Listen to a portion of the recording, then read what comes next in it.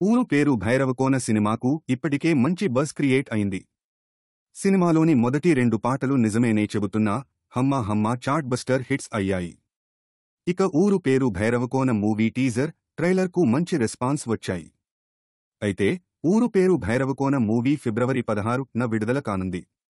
కానీ Valentine's day స్పెషల్గా 2 రోజుల ముందే ఊరు పేరు భైరవకోన ప్రీమియర్ షోలను చాలా ఏరియాల్లో వేశారు. ఈ ప్రీమియర్ షోస్ చూసిన ప్రేక్షకుల నుంచి మంచి స్పందన వస్తోంది. బసవలింగం, సందీప్ కిషన్ సినిమాల్లో స్టంట్ మ్యాన్గా వర్క్ చేస్తూ ఎప్పటికైనా మంచి పొజిషన్కి వెళ్లాలని తపిస్తుంటాడు. తన బాబాయ్ కోసం చేసిన ఓ చిన్న తప్పు వల్ల అనుకోని మలుపు తిరుగుతుంది. ఊహించని విధంగా గరుడ పురాణంతో లింక్ అయిన భైరవకోన అనే ఊరిలో ఇరుక్కుంటాడు బసవ. అసలు భైరవకోనకి బసవ ఎందుకు వెళ్లాడు? అక్కడ ఎందుకు ఇరుక్కోవాల్సి వచ్చింది?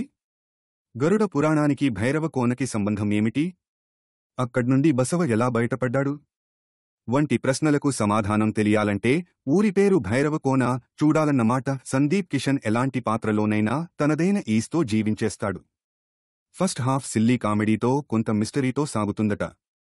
సంగీతం, ముఖ్యంగా బ్యాక్ గ్రౌండ్ స్కోర్ ఆహ్లాదకరంగా ఉంటుందని అంటున్నారు. ఇంటర్వెల్ సీక్వెన్స్ వద్దకు వచ్చేసరికి హీరోయిన్ దెయ్యం అనే ట్విస్ట్ ఇస్తాడట దర్శకుడు.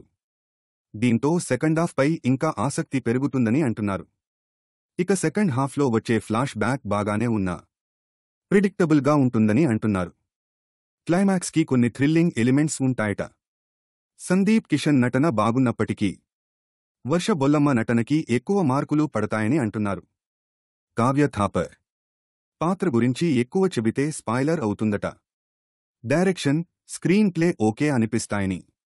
సో చాలా కాలంగా హిట్టు కోసం ఎదురుచూస్తున్న సందీప్ కిషన్కి ఊరు పేరు భైరవకోన మంచి విజయాన్ని అందించడం ఖాయమని అంటున్నారు.